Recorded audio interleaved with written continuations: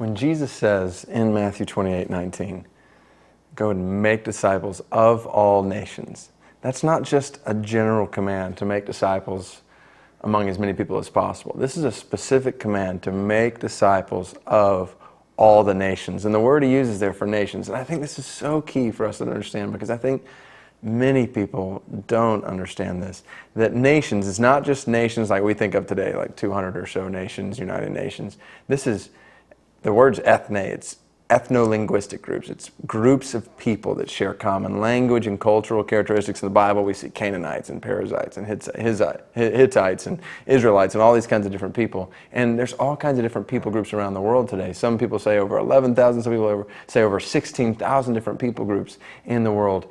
And Jesus said, make disciples among all of them.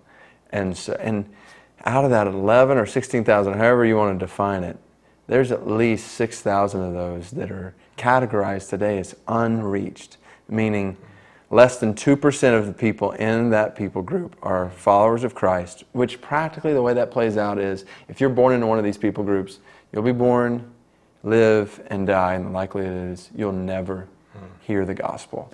So we're not just talking lost. There's lost people around us right here, right where we're at in this context, but unreached means they don't have access to the gospel. They're not even hearing about the good news of Christ. And so, one of the things we've got to understand when it comes to disciple making is we've got to be intentional about making disciples. We've been commanded to be intentional about making disciples among all these people groups. Yeah, and I would even say, sometimes we jump from our little local church overseas here, and I would say even along the way, sometimes we can get so isolated in our exact local church where everyone kind of acts the same or looks the same, but God's desire was that now there's no dividing wall. Like, we don't care what race or what country you come from. There's a unity here, and we got to try to reflect that. And even, sometimes there is still prejudice in the church, and it needs to be gone. I mean, when you read Ephesians and you see, wow, he died for that, to make this one man, so that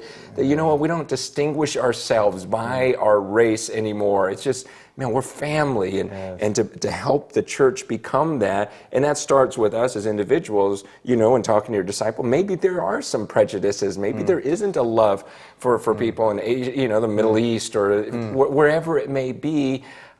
There's a lot of that going on in the church still.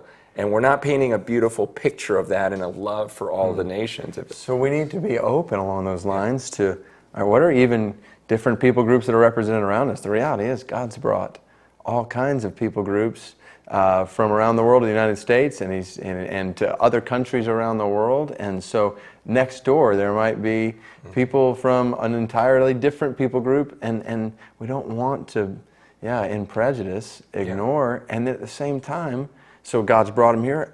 God may be leading us to go somewhere else. I think one of the key things that I would want to talk with every disciple maker about is, all right, where can you most effectively make disciples of all nations? And we just think the default is where we're most comfortable, where we grew up, where people are most like us. When the reality is, if there are 6,000 plus people groups who have never heard the gospel, the default may actually be the Lord leading us to go to another people exactly group. And so we assume stay unless we hear this voice from God to go.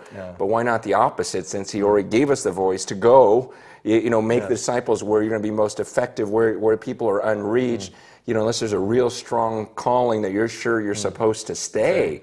And so this may be a good week to talk with your disciple and surrender. Both of you surrender, and maybe just even have a globe there or whatever, and just say, Lord, I literally will go anywhere on the earth. It would be an honor to go anywhere on this planet for you. I'm assuming because maybe you're in a city where there's already a lot of churches, a lot going on. It may make sense to go somewhere where no one has heard. And there's so many places like that. And just surrender and go, God, if that's where you want, then that's going to be the best thing for me. And I want to willingly go. But be honest and say, I'd be scared, I'd be terrified, I don't want to leave this, I don't want to leave that. And just say it, pray about it, pray for the courage, over each other to say, are we willing to go our separate ways? Are we willing to go different places, different countries? I mean, it's great that we have this connection and this discipleship relationship, but God may call us to the ends of the earth, and let's surrender to that right now and really believe that this would be to His glory and for our joy. Yes, do that, and let's just see what God does.